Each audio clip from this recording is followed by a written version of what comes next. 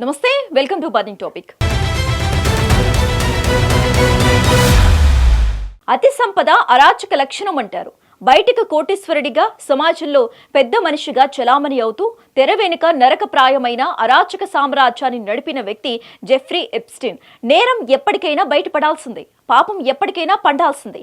ప్రపంచ దిగ్గజాలను, అగ్రరాజ్యాల అధికారులను తన గుప్పెట్లో ఉంచుకున్న ఈ సెక్స్ ట్రాఫికింగ్ కింగ్ పిన్ కథ ఇప్పుడు సంచలనంగా మారింది. అసలు ఈ ఎప్స్టీన్ ఫైల్స్ ఏంటి? ఆ కోడ్ వర్డ్స్ వెనుక ఉన్న భయంకరమైన నిజాలేంటి?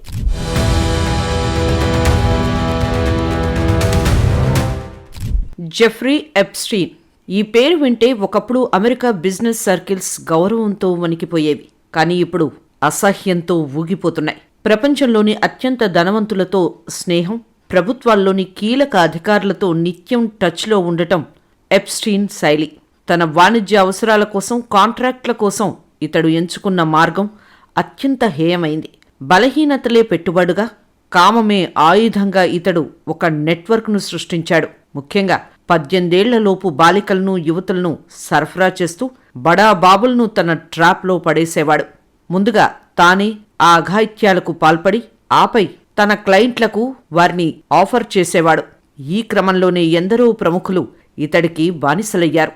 గోడకు కూడా చెవులుంటాయి అంటారు. కానీ ఎప్స్టీన్ విషయంలో ఆ గోడలే సాక్ష్యాలుగా మారాయి. అధికారం ఉంటే ఏదైనా చెయ్యొచ్చు అన్న అహంకారం అతణ్ణి జైలు పాలు చేసింది.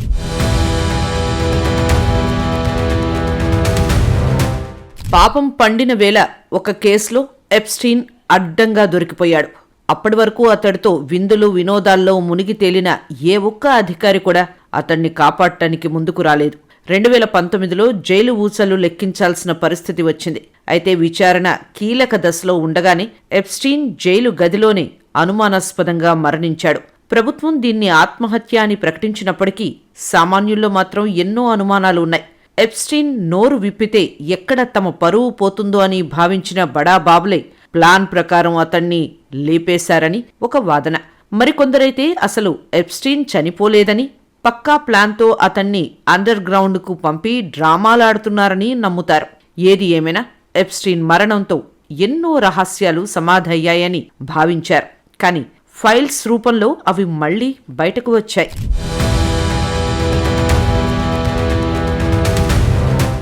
చదువు రాకపోయినా అక్షరాలన్నీ తన గుప్పెట్లోనే ఉన్నాయన్నట్లు బయట ప్రపంచానికి ఒక సామాన్య వ్యాపారిగా కనిపించిన జెఫ్రీ ఎప్స్టీన్ తన వెనక ఒక భయంకరమైన నరకాన్ని నిర్మించుకున్నాడు.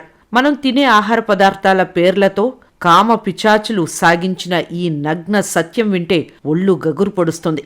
ఎప్స్టీన్ తన నెట్వర్క్ను ఎంత చాకచక్యంగా నడిపించాడంటే పక్కన ఉన్న వారికి కూడా అనుమానం రాదు. వారు మాట్లాడుకునేది ఏ హోటల్ మెనూ గురించో లేదా డిన్నర్ పార్టీ గురించో అనుకుంటారు. కానీ ఆ మాటల వెనక పసిపిల్లల జీవితాలు ఛిద్రమైపోతున్నాయి. లోకానికి సంపన్నుడిగా కనిపించిన వాడు లోపల మాత్రం కుళ్ళిపోయిన ఆలోచనలతో బతికాడు.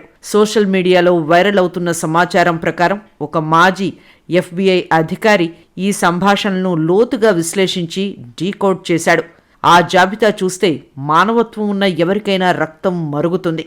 కోడ్ వర్డ్ అసలు అర్థం హాట్ డాగ్ ఒక చిన్నబ్బాయి, పిజ్జా ఒక చిన్న అమ్మాయి, చీజ్ మైనర్ బాలిక, పాస్తా పసిపిల్లవాడు, ఐస్ క్రీం మగ వ్యభిచారి, వాల్నట్ ఒక నిర్దిష్ట వర్ణానికి చెందిన వ్యక్తి, మ్యాప్ సెమిన్ సాస్ సామూహిక వ్యభిచారం.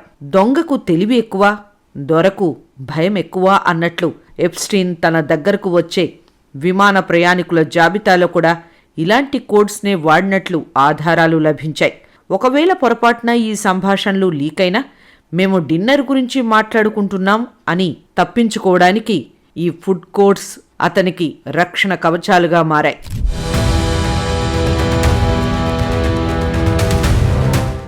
ఎప్స్టీన్ ఫైల్స్లో ఉన్న ఈ కోడ్ వర్డ్స్పై విచారణ అధికారులు స్పందిస్తూ ఆన్లైన్లో చక్కర్లు కొడుతున్న ఈ లిస్ట్ను ఎవరూ ధృవీకరించలేదని, అవి విచారణను తప్పుదోవ పట్టించేలా ఉన్నాయని ప్రకటించారు.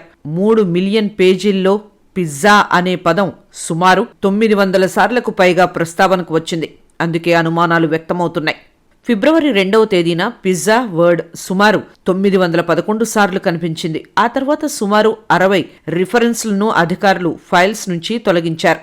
కానీ ఎప్స్టీన్ ఫైల్స్ ప్రకారం ఈ వర్డ్స్ను అతడు ఎన్నో ఏళ్ల నుంచి ఉపయోగిస్తున్నట్లు స్పష్టమైంది. ఈ కోడ్ వర్డ్స్ వెనక ఉన్నది కేవలం మాటలు కావు, వేలాది మంది అనాథల, అమాయకుల ఆర్తనాదాలు. పిజ్జా అని ఆర్డర్ ఇస్తే ఒక అమ్మాయిని బలిపశువును చేసి ఈ రాక్షస క్రీడ కొన్ని దశాబ్దాల పాటు నిరాటంకంగా సాగింది. అధికార బలం, అర్ధబలం ఉంటే ఏమైనా చెయ్యొచ్చనే అహంకారం ఎప్స్టీన్ను ఈ స్థాయికి చేర్చింది.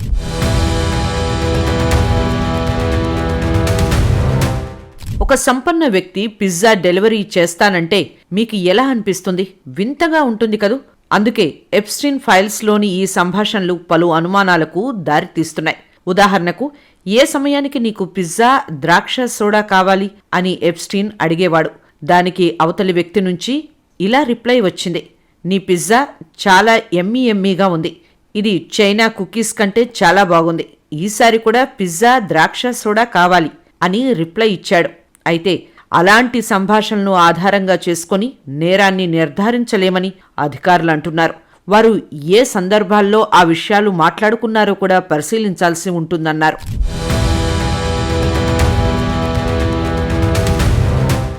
పిజ్జా గేట్ సిద్ధాంతమా? ఇదేంటి కొత్తగా అని అనుకుంటున్నారా? 2016లో అమెరికా అధ్యక్ష ఎన్నికల నేపథ్యంలో ఉద్యమించిన కుట్ర కథనం ఇది. వాషింగ్టన్ డీసీలోని కామెంట్ పింగ్ పాంగ్ అనే పిజ్జా రెస్టారెంట్ నుంచి ప్రముఖ రాజకీయ నేతలు, వాణిజ్య దిగ్గజాలు పిల్లలపై లైంగిక వేధింపులకు పాల్పడుతున్నారని ఆ కథనంలో పేర్కొన్నారు. అది నిజమని భావించిన 28 ఏళ్ల వ్యక్తి ఎడ్గార్ వెల్చ్ AR-15 రైఫిల్తో కామెంట్ పింగ్ పాంగ్లోకి ప్రవేశించి కాల్పులు జరిపాడు. ఆ రెస్టారెంట్ బేస్మెంట్లో బంధించారని భావించి లోపలికి చొరబడ్డారు. లక్కీగా ఆ ఘటనలో ఎవరికీ గాయాలు కాలేదు.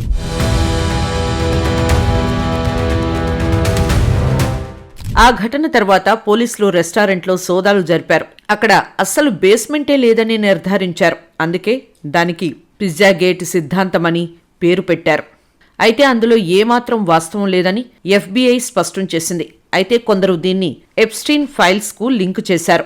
ఎప్స్టీన్ తన మెసేజ్లు, సంభాషణలో పిజ్జా పదాన్ని వాడటానికి కారణం ఇదే కావచ్చంటూ సోషల్ మీడియాలో ప్రచారం మొదలుపెట్టారు. ఆన్లైన్లో జరిగిన తప్పుడు ప్రచారం వల్ల ఎలాంటి ఘోరాలు జరుగుతాయో చెప్పడానికి ఈ ఘటనే ఒక ఉదాహరణ.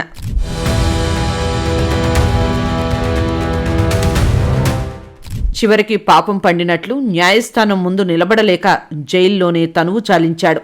కానీ అతను వదిలి వెళ్లిన ఈ కర్డ్ వర్డ్ సంస్కృతి ఇప్పటికీ అనేక దేశాల్లో అండర్ గ్రౌండ్ నెట్వర్క్స్లో వాడుతున్నారనే వార్తలు భయాందోళన కలిగిస్తున్నాయి.